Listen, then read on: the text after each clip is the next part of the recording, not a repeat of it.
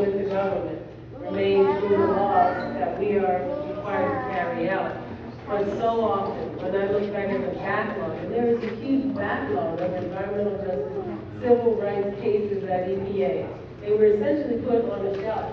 So we're having to try to go back and figure out justice on those cases and new ones that we receive, realizing that in many cases we're talking about years, if not decades, of justice at least deferred. And one of our favorite poets said, justice deferred is justice denied.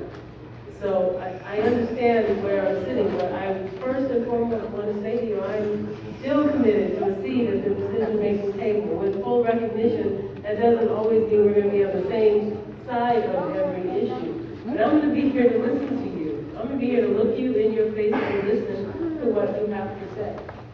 My other commitment is to science and the law. And I take very seriously allegations of us acting illegally. I don't take them lightly, and I don't agree with them. But I imagine that we will have our days in court to hear those cases out, and I respect that very much. But what I said is that we would make decisions on science, not on politics, and that we would follow the law. And I want to acknowledge on the issues that you raised. Obviously, you're not looking for answers, and I'm already at 5 minutes. I wish it would happen. That on most of them, in some part, not all of them, Avenal is probably the toughest of them. EPA, under this president, under this administration, is trying to re-engage on the Ketlleman PCB siting issue, has re-engaged on PM 2.5, has re-engaged on tough standards for mercury that we were basically told we'd never be able to put out for the country. That we put out last week, we proposed the most expensive regulations ever to deal with mercury and acid gas and cesium and arsenic that comes from power plants. So I submit to you that our work is not done, but we are still working very hard.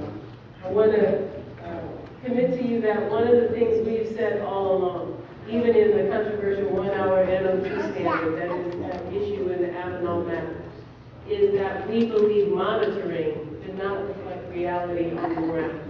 And we have moved money in the president's budget to pay for more monitors to try to get realistic numbers and data on what air quality really is, because monitoring networks near roadways do not reflect what is actually near the roadway, because the monitors are oftentimes not located anywhere where you can pick up a problem with a 1-hour standard. And so again, I submit to you that we are not done, but we are not moving away from this table. Last thing I want to do is thank everyone for coming. I want to thank you for your time. I want to thank you for the respect shown to me and my staff by coming and bringing the best parts of our democracy to bear. And I would be remiss if I didn't thank our host, Pastor Paul Binion, Deacon Wallace, Councilman Baines, who is here and came up to make sure we knew he was here as well, and Catherine and Sarah for their help and work today. I'm not going to promise you any more than this. We are here at this table, and whether it's Kettleman or Avenal, whether we agree at the end of the day or we don't, we will be open and transparent and science-based, and we will get moving. On Avenal, the law is tough because that permit was deemed complete years before the standards were changed.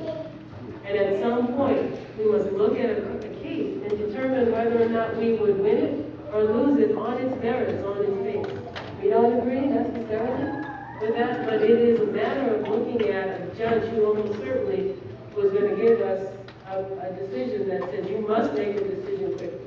And you must recognize that you, your own agency, deemed the application complete 2 years ago.